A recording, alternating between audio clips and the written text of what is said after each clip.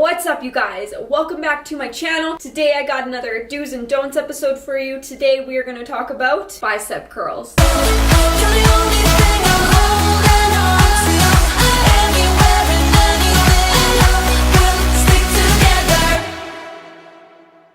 This is probably going to be a last do's and don'ts episode for a few weeks until my prep is over. I kind of want to finish out the last 3 weeks just kind of talking about prep, and that is it, and we will get back into this series as soon as my show is over. So we're going to go out with a bang and talk about something super basic, which is the bicep curl. Now, I know a lot of you think that this is a super basic exercise, but in actuality, common sense isn't always common practice, and I see a lot of people making serious mistakes when they're doing their bicep curls, and quite frankly, it's ruining some of their gains. So bicep curls are considered an isolation movement. Isolation movements are typically those that are single joint movements. So what I mean by this is your range of motion only breaks at the elbow. When you see someone doing a bicep curl, the only joint that is moving is that is what constitutes it being a single joint movement. Whereas multi-joint movements, also known as compound exercises, is where there are multiple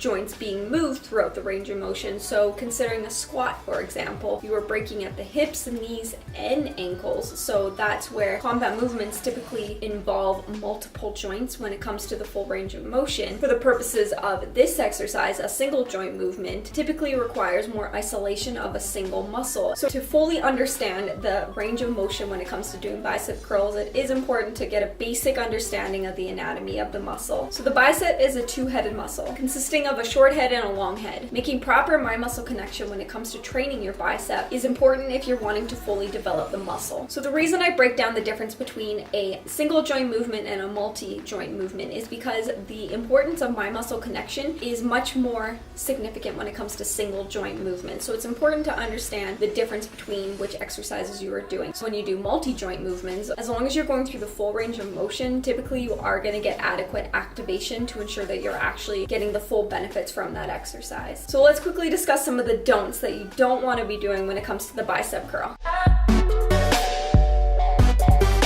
Now, before we get into it, I just want to quickly clarify that this goes for any type of bicep curl. If you're doing a preloaded barbell curl, hammer curls, incline dumbbell curls, anything like that, concentration curls, whatever type of curl that you're doing, you want to apply these techniques for any type of variation when it comes to doing a bicep curl. All right, a couple of don'ts. Biggest mistake of all, you want to avoid swinging too much. Research has shown that a little bit of momentum is totally fine, especially if you are doing a strength day where you're prioritizing more lower reps, which has shown to actually lead to more hypertrophic responses. But you don't want to be swinging to the point where your core is no longer stable and you are actually arching your lower back in order to get the weight up. A little bit of momentum is fine, but over exaggerating those momentum to the point where you're losing activation in your bicep is not necessary, and it is doing more harm than good. So if you find that you are swinging too much, take the ego out of it, you guys, and drop that weight. Ensuring that you have a proper mind-muscle connection, I cannot stress it enough, is extremely important for the single joint movement. So take the pride out of it and drop the weight if you find that you are swinging way too much. Last thing you want to avoid when you're doing the bicep curl is having your shoulders and your elbows move throughout the range of motion. Sometimes you will find that some people, when they are doing the bicep curl, their elbows will come away from their sides. With the elbow coming away from your sides, you're actually going to lose activation in your bicep. So making sure when you're doing them that your elbows are glued to your side the entire time. Before you actually start to do the bicep curl, you also want to make sure that your shoulder blades are set back in place and that they are not curling forward in order for you to compensate for the heavier weight. So make sure that your shoulders stay in place, your elbows stay glued to your side, and then that should be a good indicator whether you are able to lift as much as you were lifting when you're doing the curl. So let's discuss a couple of do's that you do want to do in order to establish an optimal mind-muscle connection.